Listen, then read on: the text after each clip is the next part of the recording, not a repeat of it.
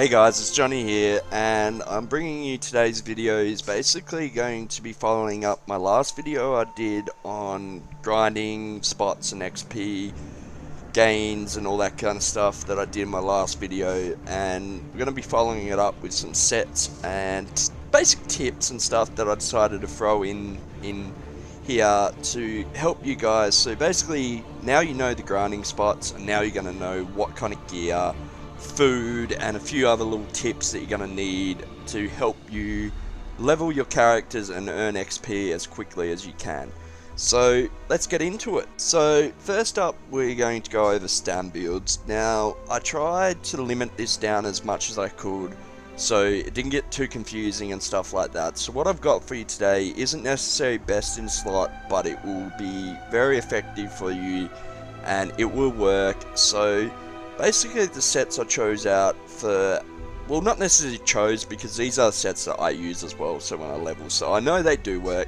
Now, your number one set is going to be Hunting's Rage. This is just really good. It's really good. That's the best way I can explain it. So generally I'll pair a 5-piece Hunting's Rage with a 4-piece of either Night Mother's Gaze or Night Silence.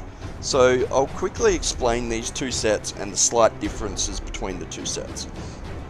So if you've got full CP and you're just leveling another toon, then I would highly recommend going Night Mothers, just because it gives you that little bit more weapon critical than Stam recovery, so you're going to have that bit more damage. If you don't have a lot of CP, I would suggest going Night Silence. You're losing a little bit of critical, but you're gaining a bit of Stam recovery. So they're kind of the two combinations I would suggest using. Now, if you really wanted to, you could wear 5-piece Night Mothers and 4-piece Night Silence, or vice versa. But my number one combination would be 5 Huntings and 4 Night Mothers for DPS, or 4 Night Silence for a little bit more recovery. So that's that pretty much summed up. As I said before, anyone comments that there's better, this isn't about best in slot. This is just about some good builds that are going to get you through the leveling process.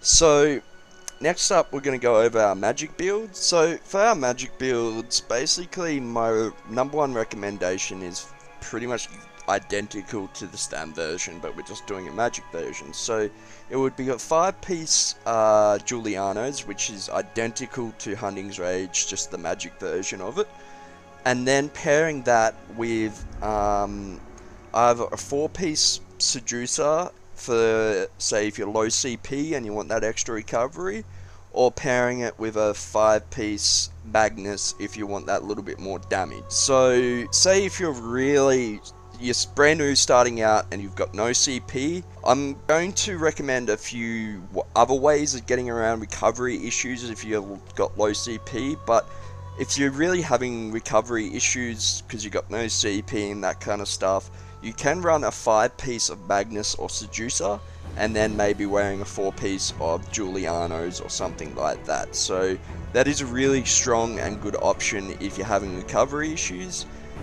But my number one pick would be the 5 Julianos, and the 5 Magnus would be my number one pick if you've got CP and that kind of stuff, because here very shortly I'm going to explain a few other ways that you can deal with low recovery and stuff like that through lack of CP, and maybe you just want to run a high sustained build and you've got lots of CP. So let me get into those and explain a few other ways you can get around this. So guys, this is the next tip I'll give you, and is to do with your selection of food. So when you're leveling, this can be a bit tricky, because for one, if you get some food made at, say, a level 20 or whatever it may be, then you may not be able to use it in half an hour's time because you've out-leveled it or whatever it may be.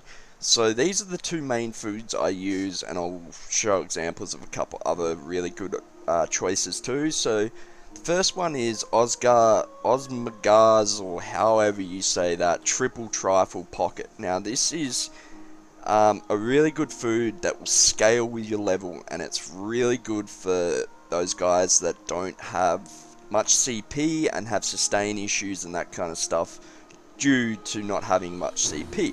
So this gives a lot of health and a lot of stam recovery. Max level, it gives 5,000 health and 457 stam recovery. So there is the Oscar's Red Frothgar, which is pretty much identical, but it is the magic version of this food. So once again, it scales with your level, so you won't ever have to worry about not having food that, you know, doesn't scale to your level, or whatever it may be. And once again, will really help you with your sustain issues and stuff like that. So they're my top picks as far as food goes. So then you may ask, what potions do I use?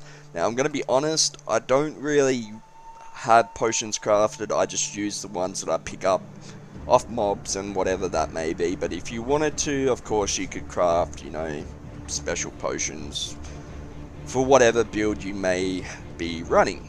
So there's some really good tips. Next up, I really just want to give some basic tips as far as the way XP works in this game, and a few other tips that could really help new people to the game, not so much people that have been playing for a while, but these are things that I wish I knew when I first started this game. So let's get into it. Okay guys, so quickly, a few other pointers to remember is make sure you pick up the Mage Guild and the Fighters Guild before you start leveling, and also make sure that you're wearing at least one of each armor trait. So if you're light armor, you'll wear 5 light, 1 medium, 1 heavy, so on for magic and heavy armor. But make sure you have at least one of each armor skill line tree. Now, something that's really important to remember, and a lot of new people don't actually understand the way that XP fully works in this game, is you can actually level a weapon or armor skill line. So I could actually level medium armor without wearing any if I equipped evasion on my bar. Same with light armor, harness magic, and also the same with all the weapon skill lines. I could level my restoration staff by just putting a skill on my bar. So bear in mind that the more skills you have, and if actually using a resto staff will actually increase the XP you get. So if you've only got one skill, you're obviously not going to get as much XP as if you had 5 skills on your bar, and so on. So that being said, you always want to remember to have one class line skill ability on your bar. So say 1 out of the Dietrich Spear, 1 out of Dawn's Wrath, and 1 Restoring Light. And the other thing to bear in mind is, say if one of these skill lines gets to 50, swapping it out for something else. So you're constantly leveling and constantly putting XP towards stuff that needs it, instead of just having XP go into a pit of nothingness.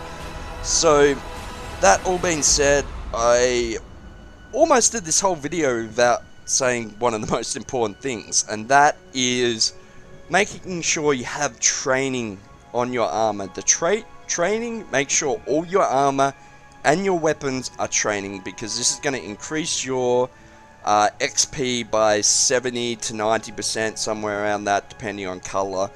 And bringing color into it also, I get asked quite regularly what color my new gear should be.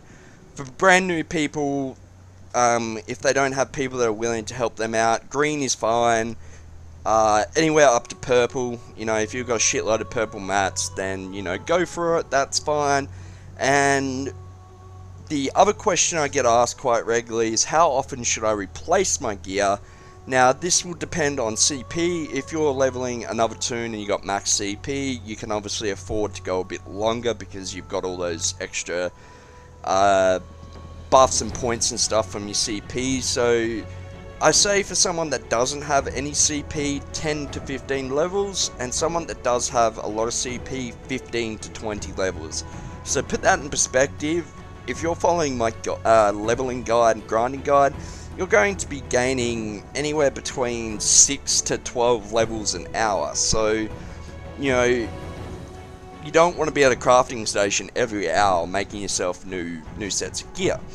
So that being said, you can also place bits and pieces together from drop pieces of gear you get. So don't think that you have to wear crafted armor, but the way I do it is I'll say I'm leveling a new toon, I'll make myself some level 5 gear, I'll make myself some level 25 gear and some level 35 gear, or whatever it may be, and I'll have those 3 sets of armor ready to go, and then I can just go out, grind until I'm done and not have to worry about gear. So quickly, really quickly, jewelry. Now you can pick up, like, sometimes I'll pick up a set of jewelry and just kind of stick to that the whole time I grind. Or you can just use stuff you pick up now that the overland drops half decent jewelry and stuff like that. And normally with glyphs I normally just chuck on my body whatever I pick up, or sometimes I'll make sets of glyphs for my armor. That's completely up to you. So yeah, that's about it, guys. I hope I've covered everything. No, I haven't covered everything. I forgot a lot of shit that I wanted to say, but I wanted to keep this video to 10 minutes. Because my internet sucks and it takes 2 hours to upload a 10-minute video. So I hope you guys like this, and if you did, let me know in the comments. Also, if you like the videos I'm doing and would like to see more, make sure you hit that sub button and the stupid little bell thing so you can get notifications. And that's about it, guys. So, not 100% sure what my next video will be. I think it will be my next Pimp My Build video with Jeff. So I should have that out either tomorrow. Yes, tomorrow. Yep, alright, let's go with tomorrow. So, peace, guys.